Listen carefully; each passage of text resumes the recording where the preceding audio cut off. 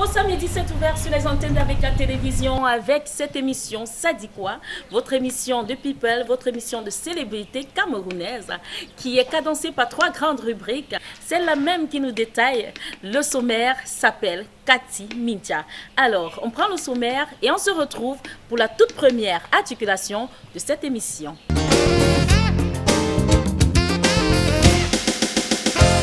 Les cocos et les cocottes de Ça dit quoi, voici votre sommaire. Au programme, la marmite des cancans bien pimentée sur vos people. Le toli avec le métaphysicien Herman Liporte, il vous parlera du mystère de la nature. Et retrouvez ensemble dans votre rubrique le C'est qui ça, le professeur Ebenezer Njomwele. Dégustez tranquillement, quant à moi, je vous dis hasta la vista. Merci Kati Mintia pour le sommaire dans cette émission. Nous allons prendre très cher Coco et Cocotte, la toute première articulation, celle-là même qui donne le Congo-ça, les news sur nos people d'ici et d'ailleurs. Je sais que vous êtes prêts à la maison parce que vous aimez Congo-c'est. Mami Cancan, c'est maintenant, c'est tout de suite avec Mami Cancan. Mami Cancan, elle nous dit tout ce qui s'est passé dans la planète des people. Mon réalisateur me dit qu'on se déplace et qu'on se retrouve ailleurs.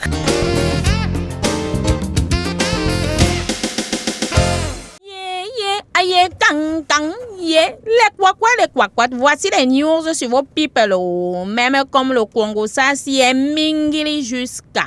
C'est petit, hein, pardon, hein, ne vous fâchez pas. Vous savez que quand il pleut, les activités sont mortes, les activités sont au ralenti. Même dans le domaine congo-satique, il fait froid. 11e édition de Miss Cameroun. Soirée Biakbou. C'était Biakbou, hein. En d'autres termes, c'était moche. Jusqu'à ce que j'ai même trouvé un sommeil qui est venu m'emporter pour oublier cette soirée. Malgré la présence de notre maman Chantou et notre sœur Brenda, elles ont quand même illuminé la soirée avec leur beauté. Il y avait même les Miss qui sont venues de France, des autres pays. C'était quand même bien bon. Il faut quand même l'avouer, non? Pardon, hein, ne vous fâchez pas. Hein. Moi, Elie, je pense que je vois. Laissez-moi féliciter quand même Jessica Nwalidi, qui a été élue Miss Cameroun. Apparemment, c'est la fille la plus belle du Camer parmi les 24 autres filles. Même comme Larry Sangangoum, notre Miss Cameroun 2014 a été oubliée. Et qui est à Larry Sangangoum? Tu as même fait quoi aux gens là, non? C'est mon quoi, man? En tout cas, et en toute cas, nous, on ne peut pas oublier que tu as été quand même Miss Cameroun 2014. Félicitations au Jessica Ngwa. Tu es la plus belle, respect. Laissez-moi aussi féliciter le ministre de la Kwam, Issa Chirouma Bakari, qui avait dit dernièrement, lors d'un point de presse, qu'on allait basculer de l'analogique vers le numérique. Et vrai, les villes de Douala et Yaoundé sont déjà numérisées. Même comme les images chez mes voisins d'à côté sont biarbou.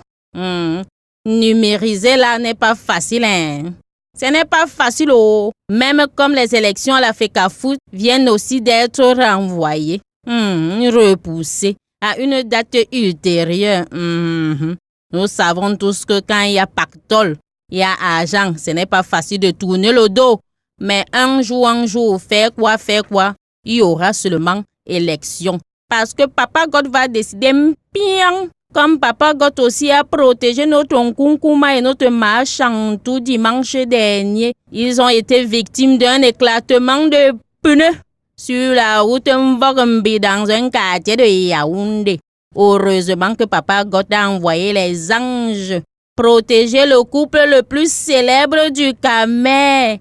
En tout cas, ils sont en vie et nous sommes heureux. Laissez-moi partir qu'est-ce que j'allais même faire comme ça? Laissez-moi quand même dire joyeux anniversaire à Hervé Ngebo, qui a eu 1 an de plus cette semaine. Voilà, les cancans, c'était petit, non, mais savouré quand même. Je pam bien. Les cocos et les cocottes, nous espérons que vous avez kiffé grave les news avec Mamie Cancan. Nous continuons cette émission en prénom, la rubrique qui permet de chatter avec une personnalité. Et aujourd'hui encore ce samedi, nous restons dans le monde spirituel. Nous avons rencontré le professeur Herman Nyek-Lipord. Pour vous, nous allons parler de métaphysique. Alors, qu'est-ce que la métaphysique, la sorcellerie? Le professeur nous l'explique dans l'Autoli avec. L'Autoli avec, c'est tout de suite, c'est maintenant et on se retrouve.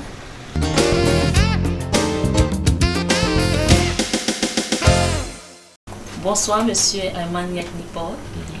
Merci de nous recevoir chez vous. Merci de nous prêter de votre temps. Et bienvenue dans cet entretien, ça dit quoi? Avant de commencer, vous allez vous prêter un petit jeu, vous levez la main droite et dire la vérité, rien que la vérité. Comme au tribunal, la vérité, rien que la vérité. Voilà. D'accord. Vous êtes Herman. Parapsychologue de formation et puis naturothérapeute. Tout ça de formation. Bon, c'est ce qu'on a appelé plus tard naturopathie.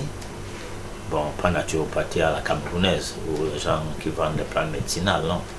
Naturopathie veut dire une hygiène de vie, l'art de vivre de manière très hygiénique, c'est-à-dire c'est là où le concept c'est bio. Alors donc c'est une formation qui se fait à un niveau bac plus quelque chose. Voilà. Avant de commencer, on voudrait savoir où avez-vous passé votre temps d'enfance, votre école primaire? Bon, disons, l'école primaire, moi je suis un petit villageois. C'est vrai, mon père, il est retraité, là, il s'est replié au village. Donc une partie de l'école primaire, la ville, le village, après le collège. Vous faites dans la médecine naturelle. Voilà, c'est que la petite histoire, c'est que mes parents étaient médecins en fait. Du côté de ma mère comme du côté de ma mère et de mon père, nous sommes de la famille de la médecine occidentale en fait. Bon, mais mon père, lui, personnellement, était marin. Quand je dis mes parents, ça veut dire du côté de ma mère, son grand frère était médecin. Du côté de mon père, un de ses neveux, dont je porte le nom d'Enyek, était médecin. Donc moi, j'ai grandi presque chez lui. Mais mon père, lui, il était marin. Alors quand il se replie au village, il devient patriarche, parce que c'est dans la lignée. Alors, donc on est des âges qui chevauchent entre les traditions et le moderne. Voilà. Et moi, j'ai constaté dès mon jeune âge qu'il y avait beaucoup de choses qui n'allaient pas en médecine, et je me suis décidé que je ne me fais plus soigner à l'hôpital, tout petit, parce qu'il y avait trop de ratés. Parfois on te prescrit un produit, tu le prends, tu entres en insomnie pendant 8 jours. Et puis l'autre produit que tu prends, c'est un surmenage, ça dit le surmenage devient plus important, alors que c'est au départ la prescription consistait à soigner le surmenage. Vous êtes aussi dans la métaphysique? Oui, j'ai eu une formation de parapsychologie à Diar. Diar, c'est petite ville de l'Inde. Alors ceci étant parce que l'homme a une double dimension. Lorsqu'on est, tant qu'on n'a pas respiré, on ne vit pas. On parlait de mort. Le soufflet de vie qui est entré reconnu dans la Bible, je crois dans Genèse, je ne sais pas quoi. Alors ce souffle de vie doit être entretenu, mais doit d'abord intégrer le corps, le fœtus, pour qu'il ne soit pas un corps inerte et qu'on va mettre dans le placard en attendant la sévélire, mais doit être entretenu. Alors, c'est ce soufflet de vie-là que le parapsychologue va à la rencontre, que le médecin ne connaît pas. Voilà, il ne le connaît jamais, parce qu'on ne lui en parlait pas. En fait, on fait état d'une chose comme c'était tabou. Il commence à prendre conscience de ce souffle de vie que lorsqu'on parlait de médecine psychique. Donc là, le psychiatre va s'évertuer à raconter une histoire au niveau du cerveau. Il ne comprend rien du souffle de vie. Il intègre toute sa logique sur le cerveau, au point où les produits qu'on donne en psychiatrie doivent s'attaquer au cerveau. Pour quoi? Pour rendre quelqu'un lugubre. pour qu'il ne se plaigne plus de ses problèmes, ni de sorcellerie, ni de sa dépression, ni quoi que ce soit. Même l'épilepsie, qui est une maladie totalement classique, on n'arrive pas à soigner. Parce que tout doit être au niveau du cerveau. Et tous les produits agissent au niveau du cerveau. Alors, lorsque on regarde froidement comment les choses se passent, on a l'impression que le monde est à l'envers. Et que les donneurs de leçons sont des imboucs et des imposteurs. Voilà. Est-ce qu'on peut dire que la métaphysique, c'est une sorte de sorcellerie? Ah oui, mais parce qu'il faut d'abord déjà définir la sorcellerie. Tout à fait. La sorcellerie, c'est la double dimension de l'homme qui est utilisée par celui qui sait ce que c'est, comment faire fonctionner cette double dimension en lui. Par exemple, se dédoubler, se décorporer, aller d'un point à l'autre sans toutefois quitter là où on est assis. Mais agir lorsqu'on a atteint, lorsqu'on est à ces points, on a la possibilité de le faire. On agit et les actes qu'on pose, tout le monde est censé savoir que ces actes. Là, il y a eu un passage de quelqu'un ou d'un phénomène. Alors, donc, la sorcellerie, c'est quelque chose d'abstrait, mais de concret. Abstrait pour celui qui ne sait pas qu'est-ce que c'est, et concret pour celui qui manipule les phénomènes qui se transforment en des choses palpables. Donc, on ne peut pas dire que la parapsychologie ou bien la métaphysique ne s'occupe pas de ces domaines. Au contraire, c'est là qu'on apprend à savoir distinguer le bon et le mauvais. C'est-à-dire la bonne manière de se comporter dans le monde psychique ou immatériel, subtil, ou c'est pas moi. Et la mauvaise manière, là on parlait de la bonne manière lorsqu'il s'agit de la magie blanche et la mauvaise manière lorsqu'il s'agit de la magie noire. Et la métaphysique, elle a trait aussi à l'ésotérisme. Oui, mais savoir la double dimension, donc savoir les différents corps que vous avez, vous permet de savoir à quel moment nourrir tel corps, l'habiller, l'utiliser. Comme on peut dire, chaque corps avec son cerveau. C'est comme on peut parler de troisième œil. Hein, et les scientifiques le savent qu'au niveau du cerveau,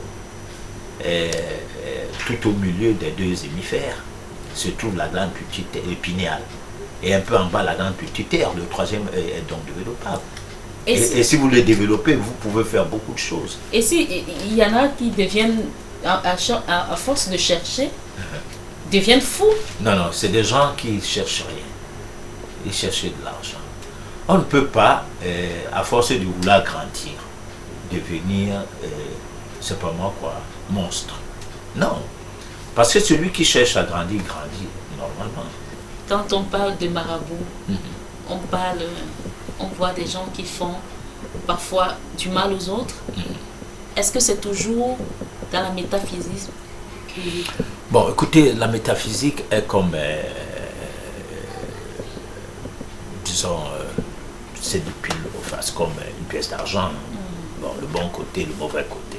Ça, c'est évident, parce que lorsqu'on a la connaissance des lois de la nature, on peut les utiliser pour le bon ou pour le mauvais côté. Moi, je ne peux pas dire que si j'ai fait le cours de métaphysique, parapsychologie ou quoi, je ne connais pas les formules qui peuvent nuire.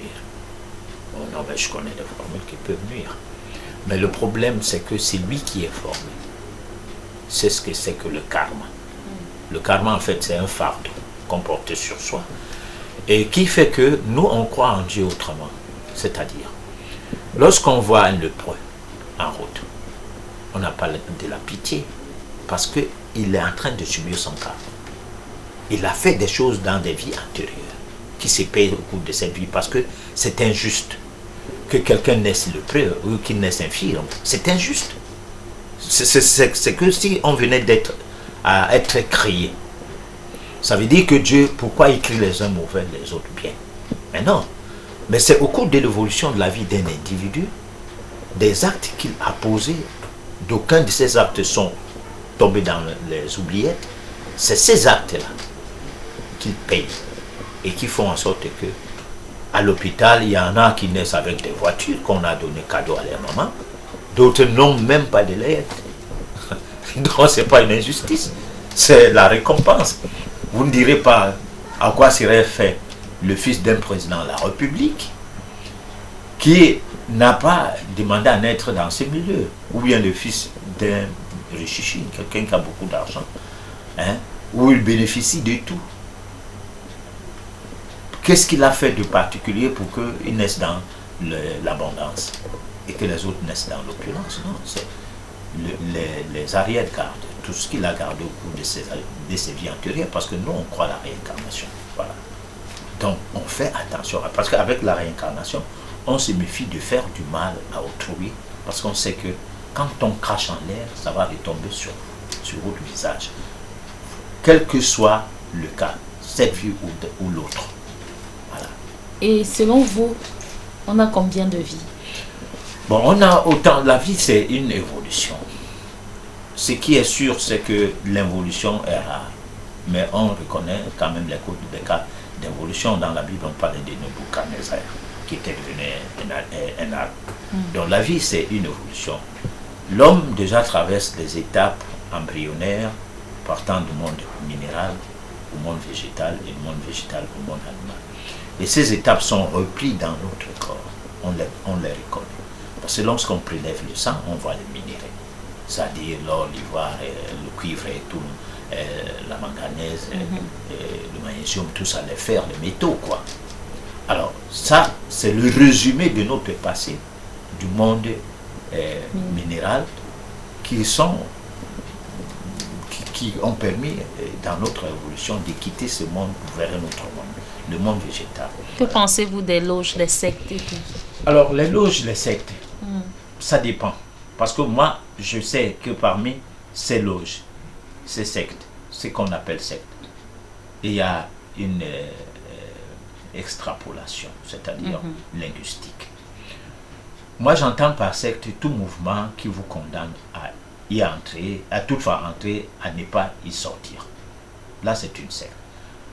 C'est pourquoi je ne crois pas que les églises sont des sectes. Mais toute église, que ce soit les témoins de Jéhovah, que lorsque vous y êtes, vous êtes comme contraint à y rester, ça devient une secte. Au Cameroun, on pense que les loges sont négatives. Les loges, quand un oncle est dans une secte, il tue, il fait, on le voit après avec les immeubles, les grosses voitures. C'est pas vrai. Parce que moi, j'ai fait partie de ces loges-là, même si je n'en fais pas partie aujourd'hui. Parce que moi, j'ai été protestant, baptisé, catholique, témoin de Jéhovah. Je me suis islamisé pendant 1 an. Et j'ai fait tout ce mouvement à la recherche de Dieu. Et j'ai mon idée de Dieu, après ces péripéties, que personne ne peut m'enlever. Parce que je suis aussi formaté à ma manière. Donc, alors, moi, je crois que il y a un problème de concurrence. Les églises essaient de diaboliser les Rose-Croix, les francs-maçons et tout, pour prendre du terrain. Mais dans ces milieux, on rencontre les clergés de ces églises là-bas. J'en suis témoin, on ne peut pas citer les contemporains, d'aucuns ne sont pas comme moi. On se rencontre dans ce milieu. Moi, j'ai consulté les plus hauts gradés dans le domaine religieux, catholique et tout, hein, en voyance et tout, mais parce qu'on me faisait confiance. Est-ce que vous avez déjà été attaqué par des mauvais esprits? Ben oui, j'ai grandi dans le milieu. Et c'est même ça qui m'amène à faire la parapsychologie. Tout petit, j'avais enflé comme ça. On m'a soigné chez les tradipraticiens malgré que j'étais le parent médecin. Et ça a fait, j'ai découvert autre chose. Avant 12 ans, j'ai découvert le monde des hôpitaux, le monde de la médecine traditionnelle. Les hôpitaux sont très petits à côté de la médecine traditionnelle. Parce que la médecine traditionnelle est mondiale. Les hôpitaux sont les instruments des capitalistes pour se faire des sous, du beurre, sur le dos des malheureux. Le malheur des uns fait le bonheur des autres. Aujourd'hui, quand vous regardez les Camerounais, quel est le message que vous pouvez passer? Est-ce qu'il faut revenir aux sources? Est-ce qu'il faut croire en nos ancêtres, à nos dieux, qu'aux dieux des Blancs. Qu'est-ce que vous voulez dire aux Camerounais qui nous regardent ce soir? Alors, froidement, je vais dire aux Camerounais, cherchez à connaître qui vous êtes, chacun de vous, afin de connaître Dieu. Connais-toi toi-même et par la suite tu connaîtras Dieu, parce que tout est en toi pour que tu sois de connivence avec ton Créateur. Voilà. Merci. Nous disons merci au professeur qui nous a prêté de son temps et nous lui souhaitons bonne continuité dans ses recherches. Nous sommes arrivés à la dernière rubrique de cette émission. Mon réalisateur 17 étoiles. Je suis désolée, William Melly, il a 17 étoiles, mon réalisateur. Il me dit que nous allons prendre le Sekissa qui dessine le portrait d'une personnalité. Et pour vous ce soir, nous avons choisi de dessiner le portrait du professeur Ebenezer John Mwele. Alors, Ebenezer John Mwele, c'est maintenant et c'est dans le Sekissa. Bonsoir les cocos et les cocottes. Bienvenue dans le Sekissa qui dessine pour vous ce soir le portrait du professeur Ebenezer John Mwele. Né le 17 septembre 1938 dans la ville de Douala, le professeur John Mwele fait ses études secondaires au lycée Leclerc de Yaoundé, où il obtient le baccalauréat en juin 1959. Grâce à une bourse, il s'envole pour Paris pour poursuivre ses études supérieures et s'inscrit au lycée de garçons de Mans, puis au prestigieux lycée Henri V de Paris. Dès juin 1964, il obtient une licence en philosophie, suivie d'un DES de philosophie et conclut par un doctorat d'état de lettres et sciences humaines délivré par la faculté de la Sorbonne de Paris. Soutenu le 27 juin 1967 grâce à une bourse de fonds spécial Nations Unies, il prépare l'agrégation de philosophie de Paris. De retour au Cameroun en octobre 1968, il est recruté comme chargé d'enseignement à l'école normale supérieure de Yaoundé. De 1972 à 1973, il est directeur de l'enseignement supérieur au Minéduc, puis sera tour à tour directeur général du centre universitaire de Douala, puis membre suppléant du comité central du RDPC de juin 1990 en mars 1992. Il est secrétaire général du comité central du RDPC, conseiller technique au cabinet du président de la République, député RDPC d'une CAM à l'Assemblée nationale de 1997 à 2002 et ministre de la Communication de 2006 à 2007. Philosophe et écrivain, le professeur John Mwele est l'auteur de plusieurs ouvrages tels que Essai sur la signification humaine du développement, Recherche d'une mentalité neuve, l'africanisme aujourd'hui, et de l'ouvrage La médiocrité à l'excellence, célèbre ouvrage étudié dans plusieurs pays africains en classe de terminale. Professeur Ebenezer John Mwele, philosophe, écrivain, conférencier, continue à sillonner les pays, les villes pour apporter son savoir aux étudiants du monde entier. Rappelons que le professeur Ebenezer John Mwele est marié, père d'une fille, grand-père de 2 petites filles et d'un petit-fils. Mes cocos et mes cocottes, merci pour votre extrême fidélité. C'est ici et maintenant que s'achève cette émission. Nous espérons que vous avez passé un agréable moment en notre compagnie. On vous dit à samedi dès 19h sur ABK TV, le meilleur de la télé. Merci à Joël Tienche, merci à Olivier, merci à tous ceux qui ont kiffé grave cette émission et qui ont participé à la réalisation. Je n'oublie pas, bon rec, William Melly. Au revoir.